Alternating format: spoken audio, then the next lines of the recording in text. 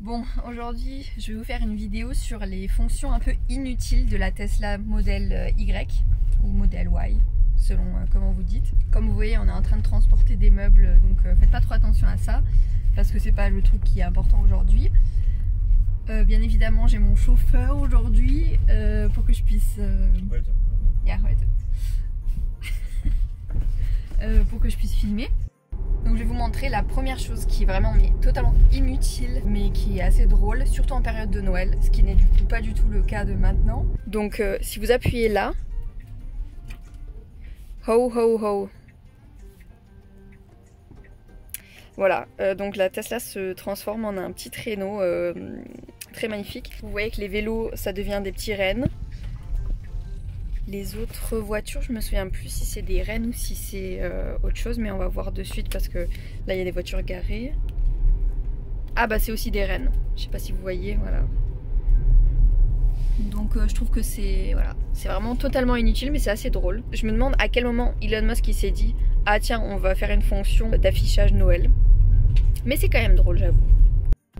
Et du coup pour rééteindre le mode, vous réappuyez sur le bouton et vous redites ho ho ho. Et vous retombez sur, voilà, sur l'affichage normal on va dire. Ensuite le prochain truc c'est vraiment un truc, Julia il est pas d'accord avec moi, pour lui c'est vraiment une fonction cool. Mais moi vraiment ça m'énerve parce que je trouve que ça pourrait être beaucoup plus simple différemment. Donc là comme vous le savez sûrement c'est la boîte à gants. Et en fait c'est pas du tout manuel. C'est-à-dire qu'on peut vraiment pas l'ouvrir comme ça. On est obligé de savoir sur l'affichage où c'est. Donc évidemment quand c'est notre Tesla à nous on sait où appuyer, mais enfin imaginons que Julian conduit avec quelqu'un d'autre, la personne elle est incapable d'ouvrir elle-même sa boîte à gants, ce qui est un petit peu con quand même. Et donc vous allez là-dessus et vous appuyez là-dessus et là ça ouvre. Et vraiment moi je trouve ça inutile et en fait trop compliqué pour rien. Enfin pour moi il aurait fallu qu'il y ait un bouton directement ici et qu'on n'ait pas à chercher dans les paramètres quoi, parce qu'en soi il y a quand même beaucoup de choses. Et ce qui me fait rire aussi c'est que ça se referme mécaniquement alors que ça s'ouvre que électriquement, je sais pas si on dit électriquement, mais il y a un truc qui est assez pratique on va dire quoi, enfin honnêtement pour moi j'en aurais pas du tout besoin et je vois pas qui c'est qui en aurait besoin à part les gens mafieux ou les gens soit pour les paranos, mais tu peux mettre un code PIN pour la boîte à gants. Mais moi honnêtement, je mets rien dans ma boîte à gants qui est confidentielle quoi. Mais Julian il trouve ça cool, mais ouais, là on n'est pas d'accord sur ce point là. Pour le prochain point, c'est un truc que vous avez sûrement déjà vu dans ma première vidéo si vous l'avez déjà vu. Mais pour les autres ce sera quelque chose de nouveau. Je vais vous montrer un peu en fait comment marche le coussin péteur. Parce qu'il y a plein de fonctions en fait du coussin péteur dans la voiture. Ce qui est quand même assez hallucinant. Je ne vous cache pas qu'on l'utilise quand même très régulièrement, on est vraiment des gamins. Mais voilà, donc vous allez sur la boîte à jeux, on va dire. Là où vous avez théoriquement aussi Netflix, YouTube et tout, mais comme on est en train de rouler, c'est pas possible d'y jouer. Et donc là, vous avez carrément vraiment tout un système de coussins péteurs. Magnifique. Donc vous pouvez faire péter des gens différents dans la voiture. Et ça y est, Julian s'y met aussi. Théoriquement, donc là c'est pas possible aussi, mais quand vous êtes à l'arrêt, c'est possible de faire péter la voiture à l'extérieur. Nous, on a essayé plusieurs fois quand on était à l'arrêt, par exemple à un feu rouge ou quoi. On allumait exprès le coussin péteur à l'extérieur pour faire réagir les gens, mais personne ne capte. Et bien évidemment, parce que ça ne suffit pas d'avoir déjà une fonction coussin péteur, vous avez différents modes de paix. Voilà.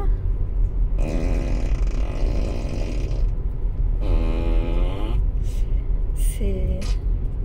Ah lui il est court lui. Voilà, alors mon favori je crois que c'est... Ouais, lui clairement c'est mon favori. Mais un truc qu'il y a en plus dans cette fonctionnalité que je vous ai pas encore montré, c'est que on peut pas juste l'utiliser comme ça, on peut l'utiliser quand on utilise le clignotant et quand on utilise le... Je sais pas si vous verrez. Donc voilà. appuyez sur ce bouton et ça vous fait péter la voiture. Bon, ensuite, je sais pas si on peut appeler ça vraiment une fonction, mais quelque chose qui d'après moi, ou une forme qui est d'après moi un peu inutile, c'est fait que le clapet il soit en deux parties. Genre vraiment, je vois pas trop l'utilité. Donc théoriquement, ça peut faire en sorte que là, il n'y ait pas ça qui pende, parce qu'on peut le retirer comme ça. Mais honnêtement, pour moi, ça a vraiment pas d'utilité, quoi. Donc le prochain point qui est vraiment, je dis inutile maintenant, mais peut-être que Poutine il va tous nous calmer et du coup, ça sera utile. Mais c'est vraiment un truc. Tu vois que c'est vraiment un truc futuriste, cette voiture. Je vais vous montrer ça de suite. Imaginons qu'on est dans une guerre et que d'un coup, les gens commencent à utiliser des armes chimiques. Et bien Tesla a déjà pensé à ça. Quand vous voulez mettre votre clim ou quoi, vous pouvez utiliser ce symbole. Donc ça va filtrer tous les gaz et ça vous permettra de survivre en cas d'attaque chimique. Voilà. Donc en gros, cette fonction, ça marche. Donc comme on ne peut pas rendre une voiture vraiment 100% hermétique, il y a la ventilation qui se met au max et qui en fait rejette l'air pour qu'il n'y ait pas d'air qui puisse rentrer. Et en même temps, tous les gaz qui viennent à l'intérieur de la voiture sont totalement filtrés. Et ça fait que t'es safe. Hein, Juliane? Tu répètes ça en français? Non. Bon. J'ai essayé. Ich habe nicht zugehört. Du hast nicht zugehört? Nee. Genau. Ich habe das mit dem Überdruck erzählt. Also kannst du es komplett auf Französisch wiederholen? Si, señorita. Ensuite, actuellement, il y a un truc dans cette voiture qui pourrait être super bien, mais qui actuellement ne sert à rien. Vraiment, ça m'énerve parce que je vous resitue le contexte. Imaginez, vous êtes donc en voiture comme nous avec votre partenaire et je suis sûre qu'à vous ça vous arrive aussi et vous allez discuter avec quelqu'un et il va vous soutenir qu'il vous a dit quelque chose ou que vous allez lui soutenir que vous lui avez dit quelque chose et que la personne elle est là en mode non mais t'as pas dit ça et tout, tu l'as dit autrement ou non j'ai pas entendu et tout. Et à ce moment-là, on a vraiment envie d'avoir une caméra qui nous a filmé pour revérifier qui des deux est fou. Parce que c'est sûr qu'il y en a un des deux qui est fou, mais on sait jamais lequel parce qu'il n'y a personne qui est là pour écouter. Et donc, la Tesla, en face, je vais vous montrer, elle a une caméra, mais qui ne marche pas. Je sais pas si vous verrez. Bon, en tout cas, là, il y a une petite caméra. Je suis vraiment... ouais. Ah voilà, là vous la voyez un petit peu. Et donc cette caméra ne sert absolument à rien actuellement. Alors on espère que bientôt il y aura un update qui fera que ça prendra en compte les images là. Mais actuellement les seules images qu'on peut avoir c'est des caméras de l'extérieur. Et vraiment c'est une frustration pour moi parce que quand j'ai vu cette caméra je me suis dit mais ça va régler tellement de disputes, tellement de problèmes, mais pas du tout. Donc grosse déception, vraiment le truc le plus inutile de la voiture pour l'instant en tout cas.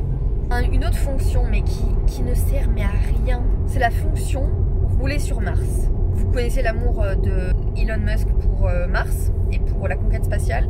Bah il a intégré dans la voiture aussi et ça ne sert mais à rien. Et c'est même pas, j'aurais pu trouver ça cool mais non, en vrai c'est inutile et moi je trouve ça vraiment, je comprends pas le délire.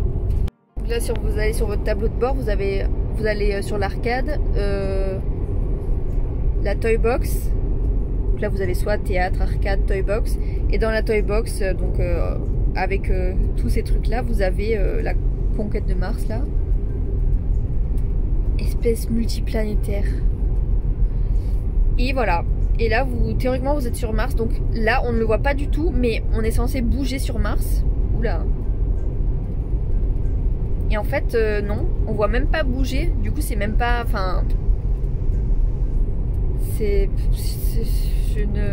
non, je ne comprends pas. En plus il y a un petit morceau noir là qui est pas... Bon Elon t'as fait de la merde là, hein. Je suis désolée, c'est pas ouf. Hey. Hey. Oui c'est de la merde, je suis désolée. Ça ne sert à rien et en plus c'est mal fait. Yeah. Ouah, un cratère qu'on ne voit pas. Non mais vraiment, c'est à la fois vraiment inutile et d'après moi, pas bien fait quoi. Et donc ce que vous avez peut-être pas remarqué pendant notre conquête de Mars, on va dire, si tu as mis le GPS avant, ça t'enlève ton itinéraire GPS, du coup tu es obligé de le remettre. C'est un peu con quoi, parce que la plupart des gens ils utilisent pas la carte de Mars réellement pour aller sur Mars. Du coup ce serait quand même bien qu'ils laissent la navigation en même temps, tu vois. Et non, là c'est pas le cas. Donc c'est doublement nul je trouve. Voilà. Bon, on se retrouve le lendemain du coup de ce que vous venez de voir. On avait commencé notre voyage avec 75% de batterie. Et là on est arrivé avec 18% pour environ 300 km si je me souviens bien. Ouais, un peu plus de 300 km. Et il faut savoir qu'on a fait quasiment que de l'autoroute ou de la voie rapide. Et on était environ quasiment constamment à 110. 110, des fois 120, mais on a roulé doucement pour que vous ayez à peu près une idée de l'autonomie de la voiture. Donc nous on est assez contents parce qu'on n'a pas eu à recharger entre temps. On a rechargé un petit peu cette nuit. Et là pareil on va rentrer à la maison sans aucun problème. Donc c'est cool. Là pendant le trajet j'ai un petit peu dormi, hein, petit coussin qui fait plaisir. Et Yulan me dit pendant que t'as dormi, il m'a dit il a compté genre 5 ou 6 voitures où c'était exactement la même chose. Oh, on a une Tesla devant nous. Tesla. Ah. Bon bah alors ouais, pas de droite aujourd'hui.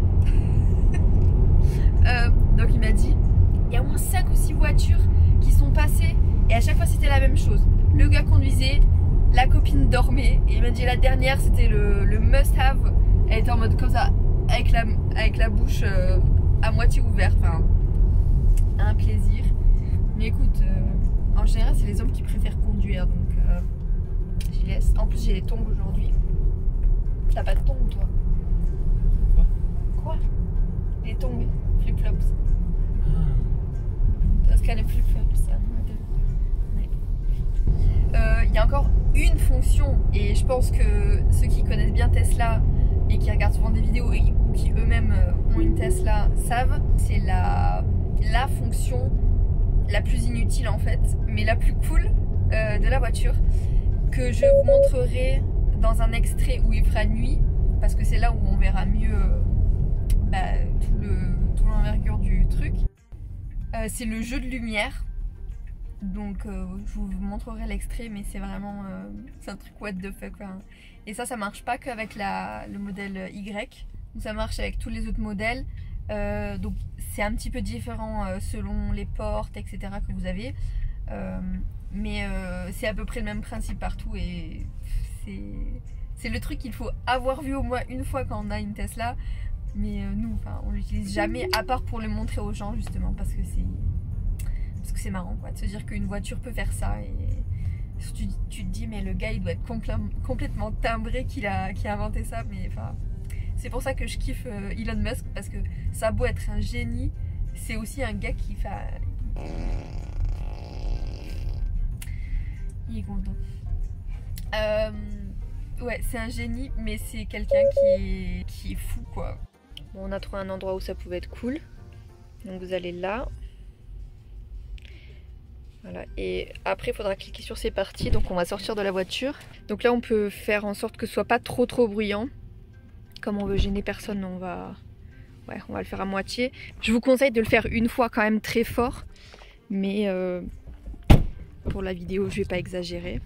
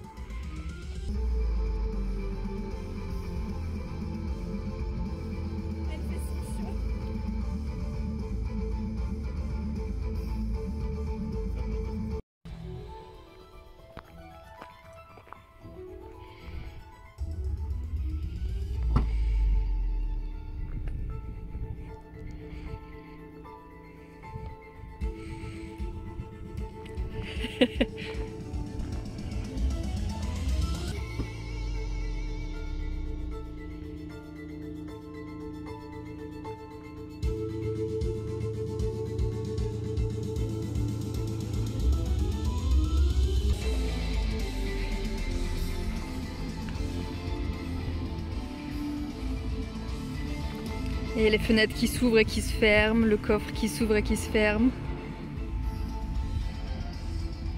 Et on voit pas très bien, mais en fait ça projette Tesla. Si on était devant un mur, on l'aurait mieux vu.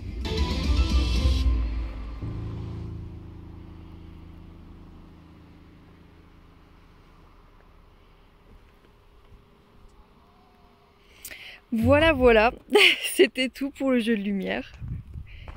C'est un aperçu de toutes les petites fonctions un peu what the fuck inutiles de cette voiture.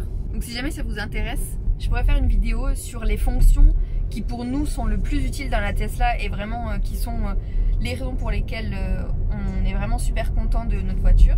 Donc n'hésitez pas à me le dire en commentaire si ça vous intéresse.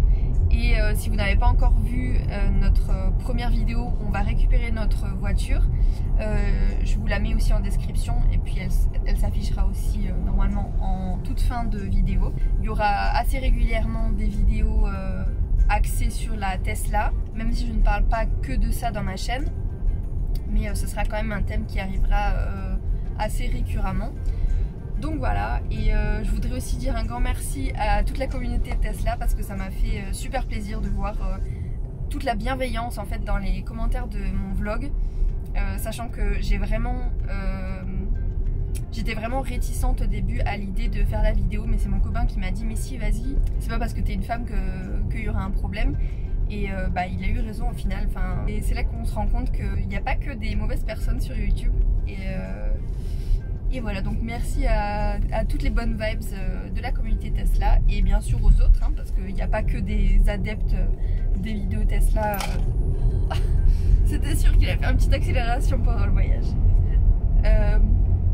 Voilà, donc si ce contenu vous a plu, n'hésitez pas à liker, à partager. On se retrouve pour une prochaine vidéo.